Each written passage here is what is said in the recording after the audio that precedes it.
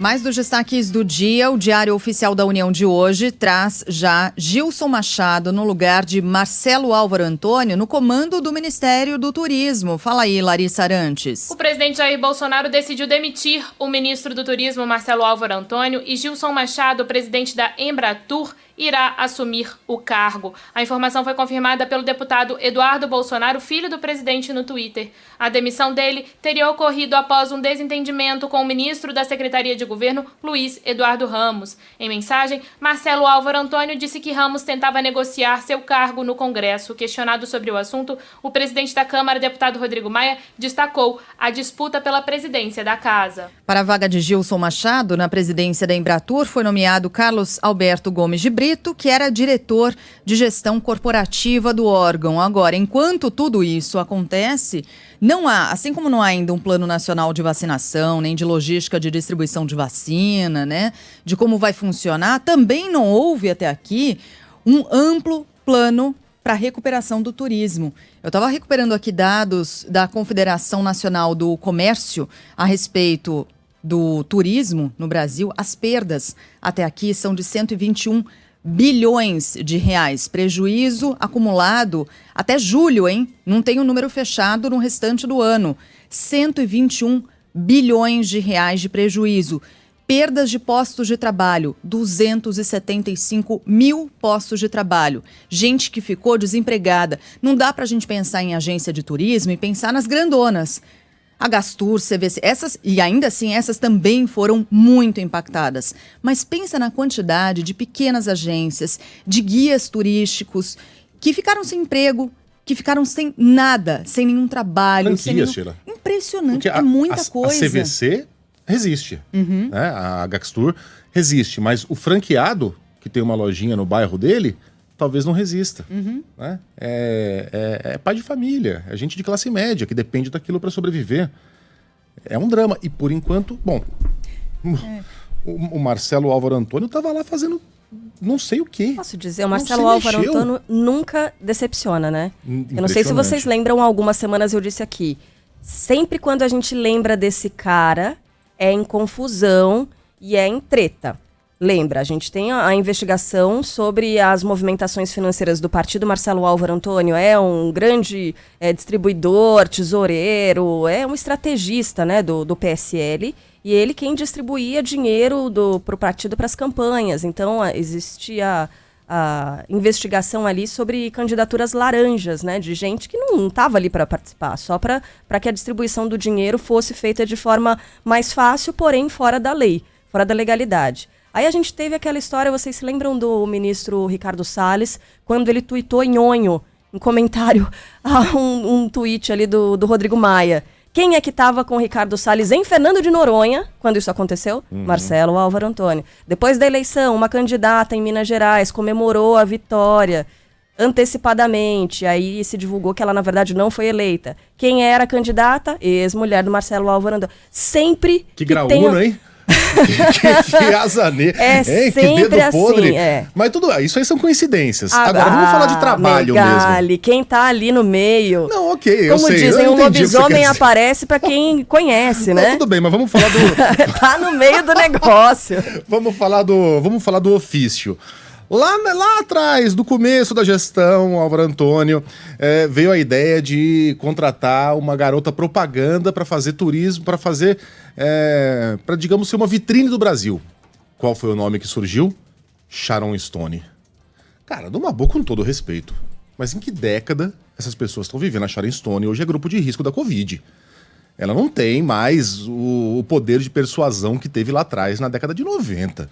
Pega uma Katy Perry, pega uma Emma Stone, pega alguém que tá na crista da onda. Vamos vender esse país direito. Aí o Ministério do Turismo cria um slogan para colocar em outdoors, em anúncios de metrô lá fora, para vender o Brasil. E o slogan é acompanhado sempre de imagens muito bonitas, porque aí até eu, né? Aí é só ir num banco de imagens, você vai ver o Pelourinho, o Cristo Redentor, a Avenida Paulista, o Teatro de Manaus, é fácil.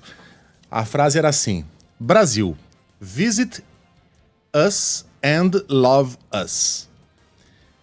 Que é a típica frase que foi feita em inglês por alguém que não fala muito bem o inglês. Porque, embora a intenção tenha sido dizer visite o Brasil e ame o Brasil, o que você está dizendo quando você fala em inglês visit us and love us é visite-nos e transe conosco.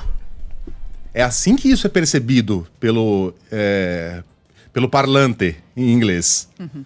Visite o Brasil e transe conosco. Eu não acredito, na época até acusaram o Ministério do Turismo de estar promovendo o turismo sexual. Mas eu não acredito, eu acredito mais entre a má intenção e a incompetência, geralmente pode apostar na incompetência. Provavelmente foi o que aconteceu. Então esse é o Marcelo Álvaro Antônio. Agora temos Gilson Machado. O nosso ouvinte talvez esteja assim, ó. Gilson Machado, puxando na memória ali, né? Quem é mesmo? Gilson Machado é o sanfoneiro. Lembra quando o Brasil atingiu 50 mil mortos da Covid? Hoje são quase 180 mil. O presidente Bolsonaro resolveu fingir que se preocupava. E aí, ao lado de Paulo Guedes, numa daquelas lives de quinta, pediu para que um sanfoneiro... Tem aí o áudio? Manda bala. Agora são 19 horas e 2 minutos. E nós queremos prestar uma homenagem aí aos que se foram vítimas do coronavírus. Então, eu pedi para o Gilson que toque aí Ave Maria para a gente, Gilson.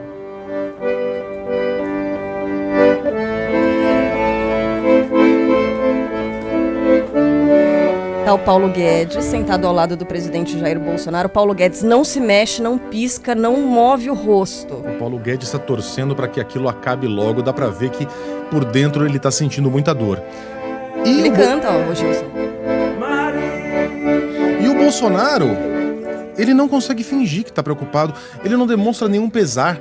Ele não abaixa a cabeça. Ele vai lá, arruma um papel, tira o óculos, põe um óculos, olha pra frente, cruza os braços, também esperando que essa tortura acabe logo. Não porque o cara toca mal, mas porque ninguém tá... Também não é um Luiz Gonzaga. Mas porque ninguém tava afim de homenagear ninguém ali. Aquilo é só pra fazer de conta.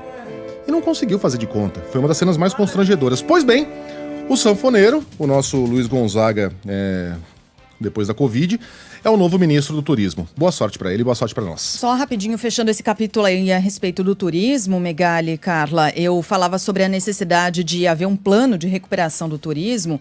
Aí muitos ouvintes escreveram, poxa, mas turismo em tempos de Covid? Não, de fato, por isso que eu estou falando de um plano de recuperação, olhando para 2021, como salvar esses empregos, dando crédito, que tipo de crédito, que linhas de recuperação. Que solução há? Nenhuma. E, aliás, esse é um desafio anterior à pandemia. O Brasil, em 2018, recebeu menos turistas do que o Museu do Louvre. Não chegava a 7 milhões. A Argentina recebe 7 milhões e 800 mil turistas no ano.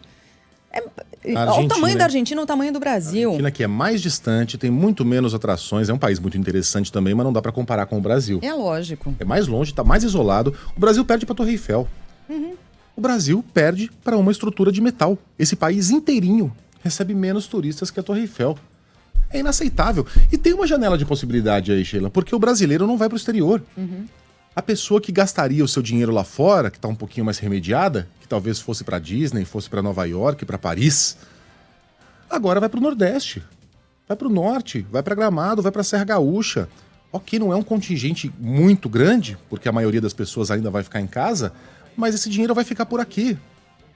E não tem um plano, não tem nada.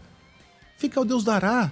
Do jeito que tá, fica. A energia é perdida nisso aqui que a gente falou. Energia perdida na sanfona, na conversa de WhatsApp.